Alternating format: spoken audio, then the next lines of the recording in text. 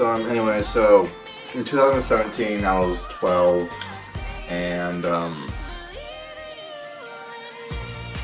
so basically, I don't know if I want to get into like the whole story of it because it's still kind of personal, but I will say my dad did have like some health conditions at the time, and 3 years prior he already kind of had surgery for it, and I was young, and I was 9, so didn't really know much about it then, but then it didn't really like catch up on him until like 3 years later, and then it just eventually caught up to him and he ended up passing away. Because the surgery he had 3 years prior was, I guess, only 2% could actually survive it. That's what we were told. At 2%? It was something like that. It was like a low percentage.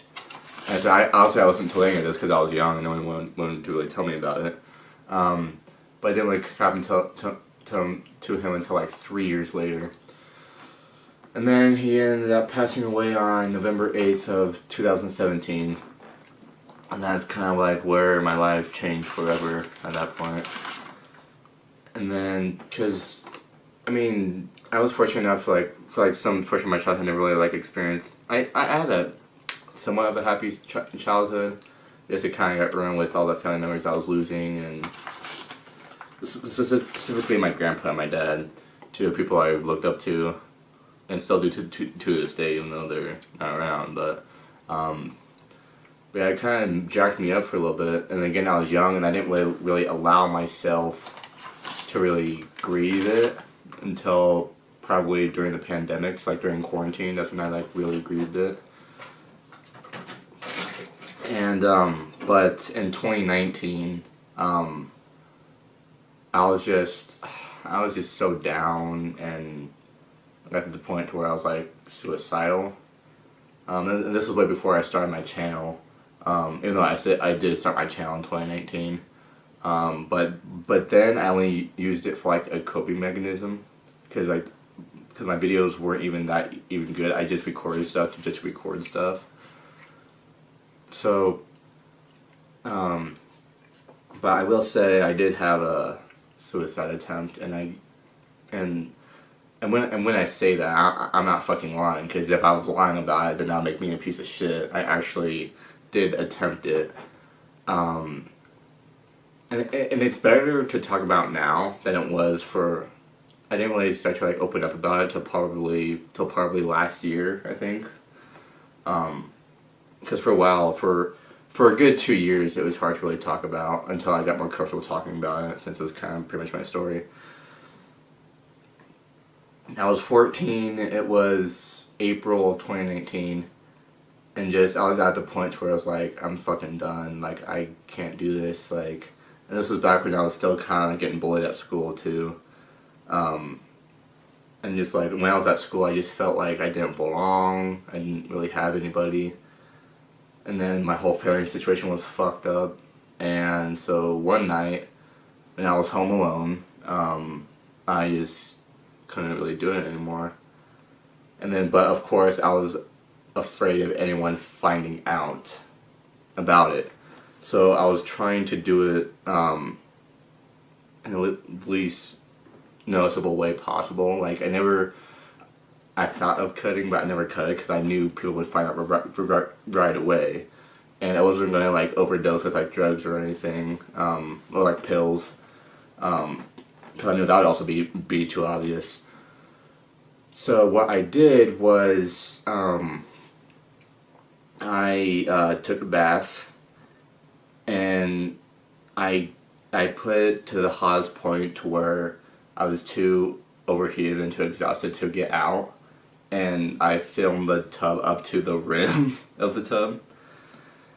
And so I just laid there, and then I just like waiting out, and then at that point I was just like, I kept giving myself like deep breaths because I was going to push my head underneath to the bottom of the tub, and I was going to force my head down and just hold my head there until I eventually drowned myself.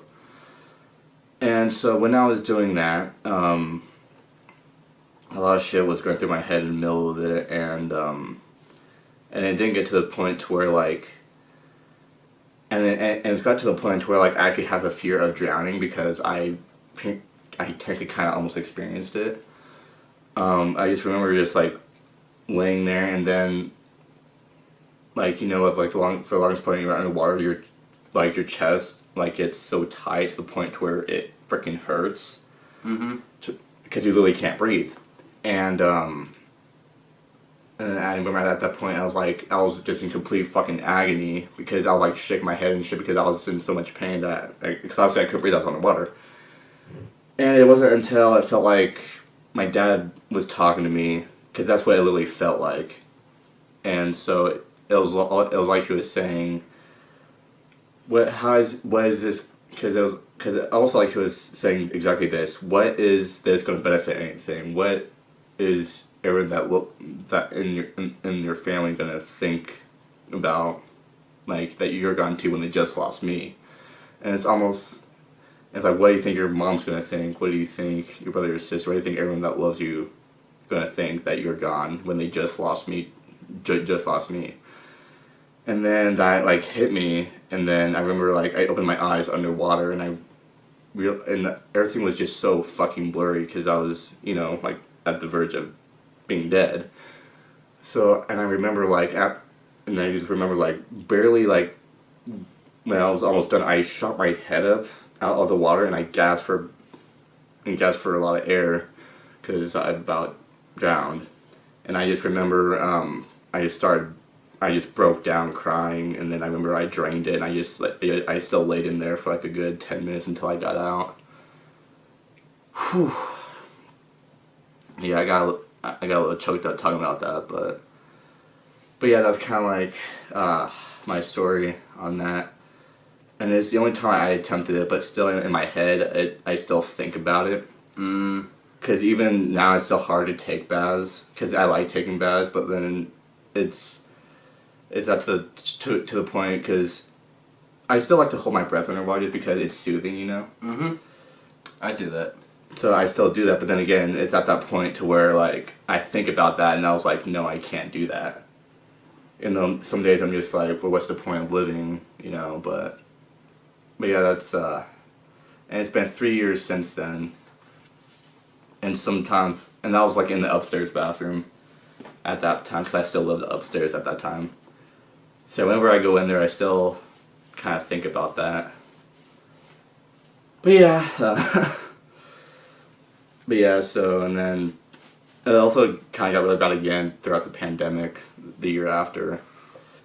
Yeah, because everyone was inside, everyone's parents, or they were freaking out themselves about getting this sickness going around. To the point where like everyone was so like torn up between that whole thing, but so then everyone just kind of like the people who just did stay inside, ended up going fucking crazy. But yeah, that's pretty much my story on that, and I mean, to this day, I still think about it, but it doesn't necessarily mean I'm going to act out on it, I mean, some days I think about it, but at the same time, it's like... Oh no, it's like me wanting to shoot up my school, but I never did it.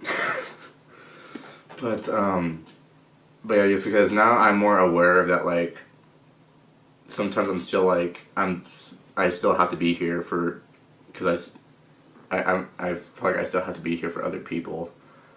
Because I know that there's a lot of people who come to me for shit, and But yeah, so. But yeah, and then like not only that, but like last year was also pretty bad with my shit, with my mental shit, because it got to that point to where like it got to the point where, can I tell you this, where I felt like I was repeating this, like every day was the same for like almost a year. And then like, because I remember people telling me like, oh Jacob, you've changed so much, you've matured, and like they're like things are like seem to be going well for you. But then when they said that, I didn't believe it, because everything felt exactly the same compared to like early 2021, and it felt that way until the end of 2021.